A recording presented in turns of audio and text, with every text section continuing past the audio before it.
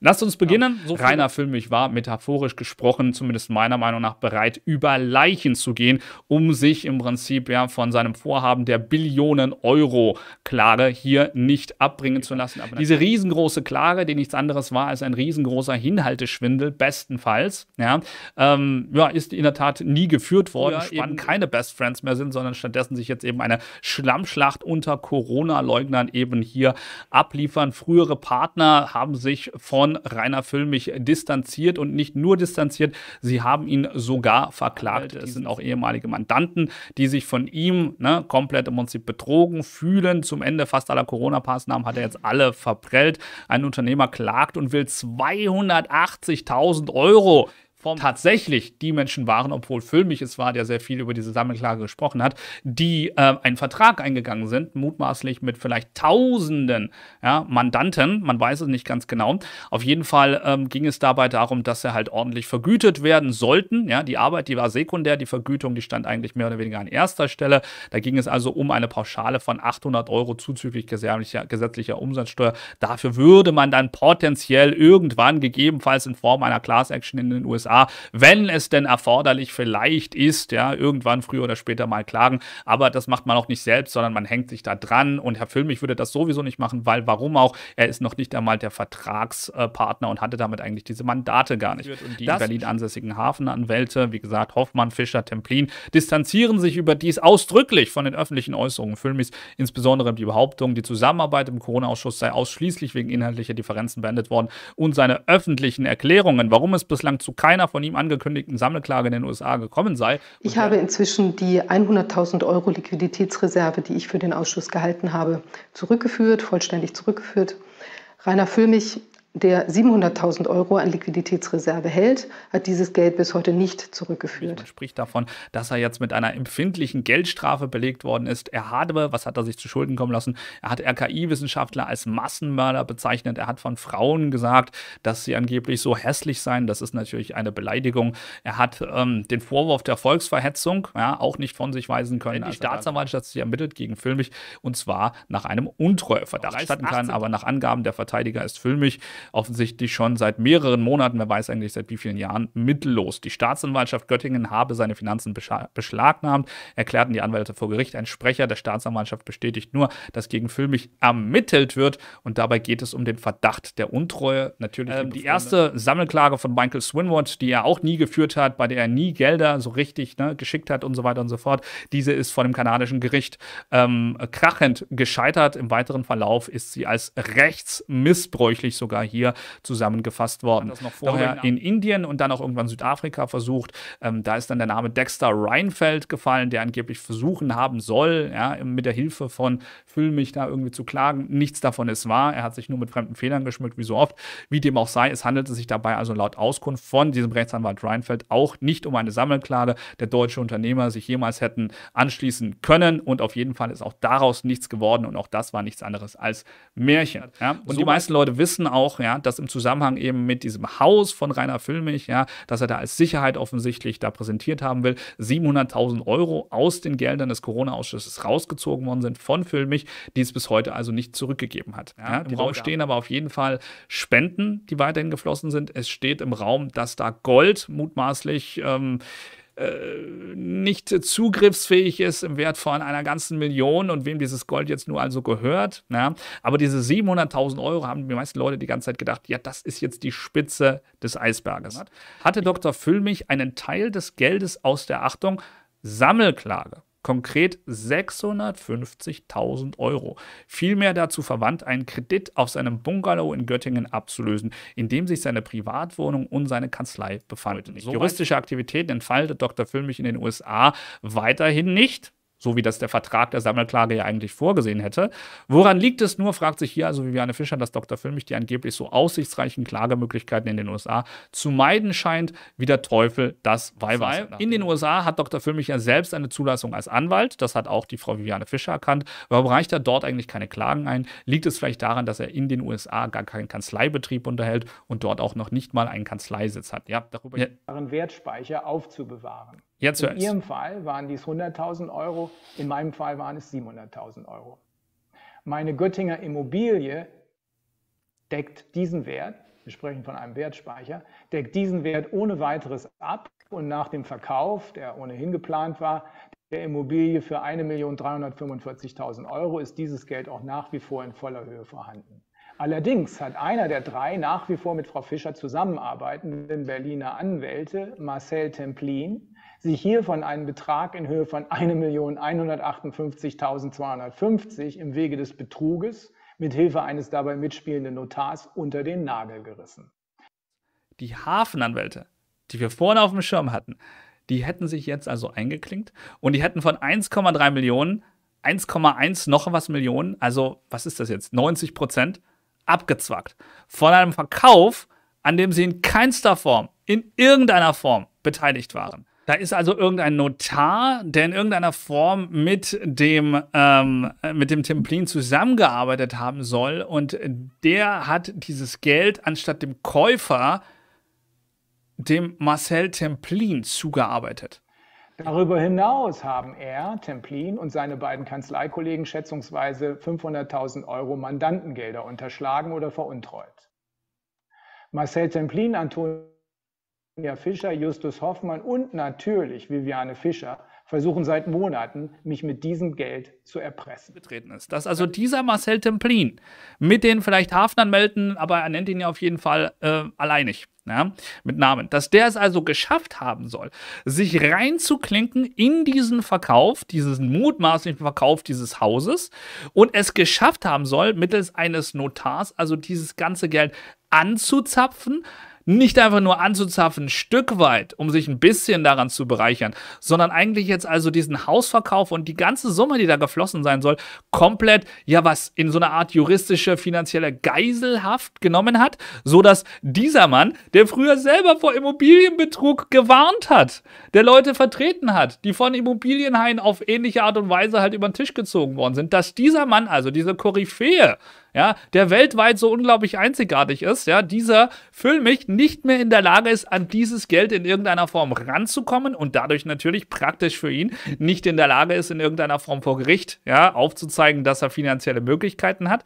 und auch nicht in der Lage ist, 700.000 Euro zurückzuführen an einen Ausschuss und auch offensichtlich nicht in der Lage ist, 650.000 Euro, die er als Darlehen bekommen haben soll, ja, in irgendeiner Form jetzt also zurückzuführen, ebenfalls an den Ort des Ursprungs, nämlich eigentlich mindestens also zu den Hafenanwälten, vielleicht sogar aber in die Taschen der ganzen Mandanten, in die er nie zurückgezahlt hat, weil er für sie nie geliefert hat.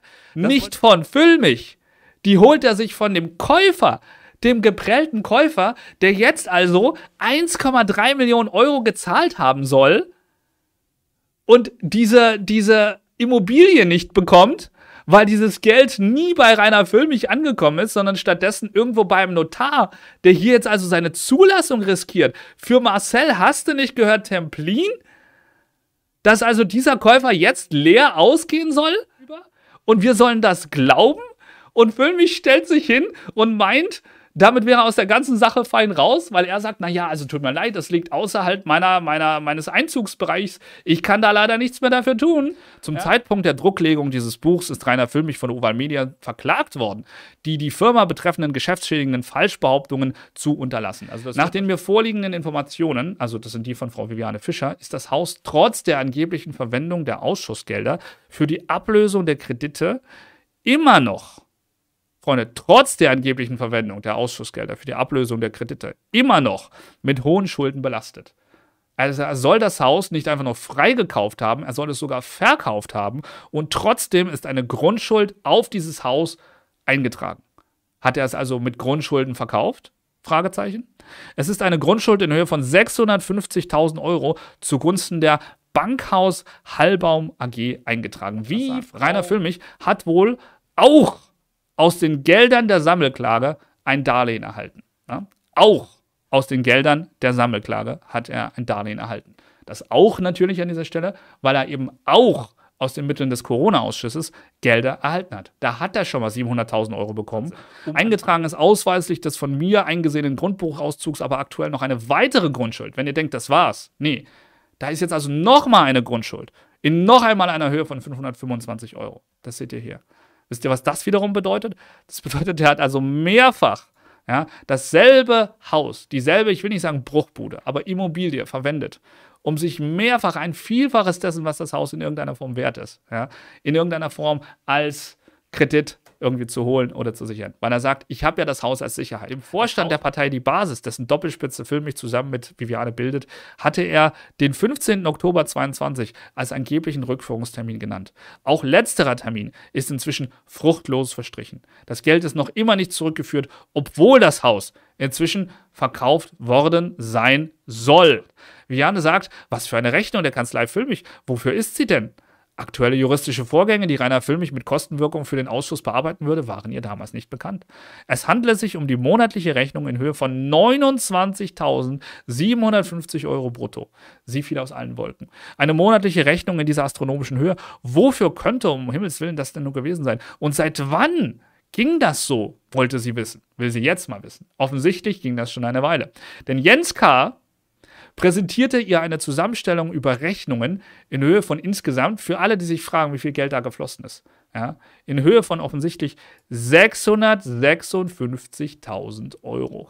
Jens K. hat übrigens inzwischen gegenüber unserem Steuerberater erklärt, dass er nie unser Buchhalter gewesen sei, obgleich er von allen immer so bezeichnet wurde und dem Ausschuss auch Buchhaltungsleistungen in Rechnung gestellt hat.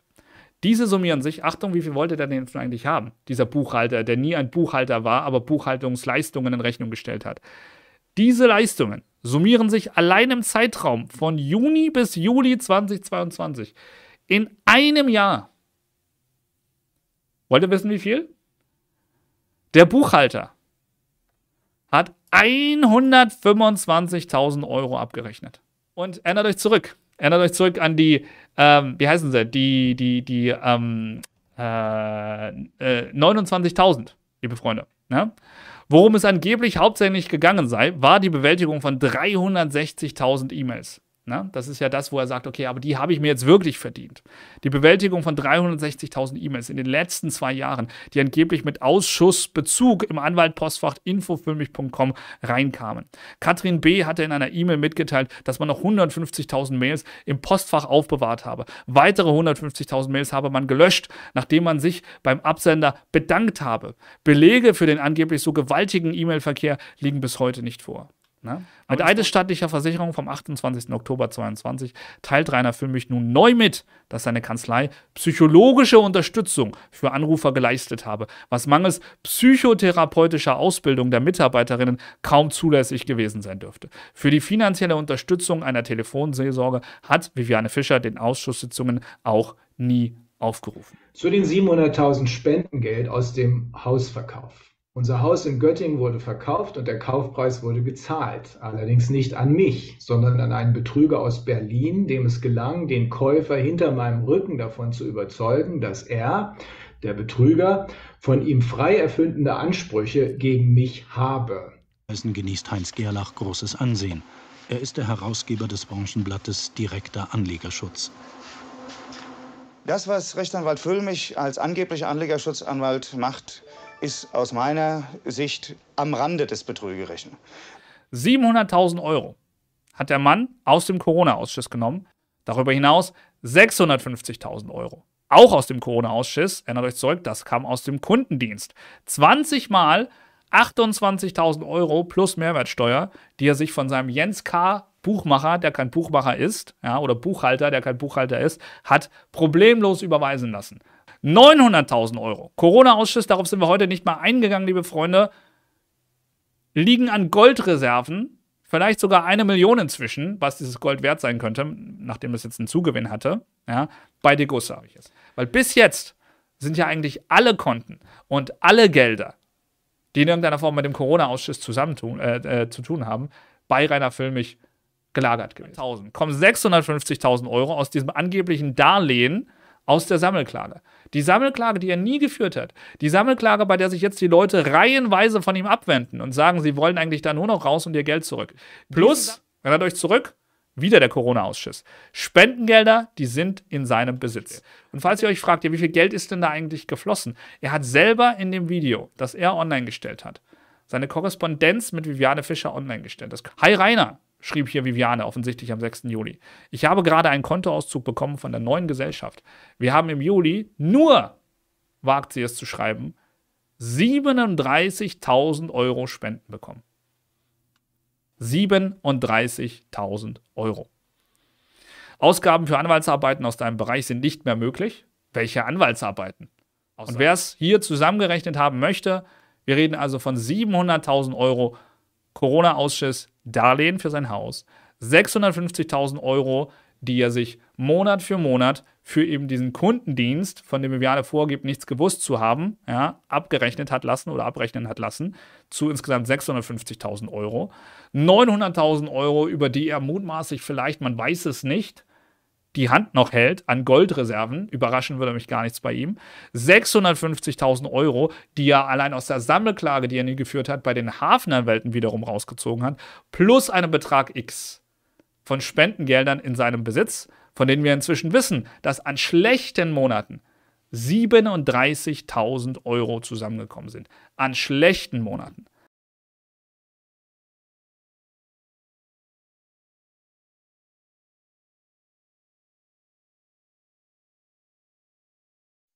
Klar sehen, clever denken, frei handeln.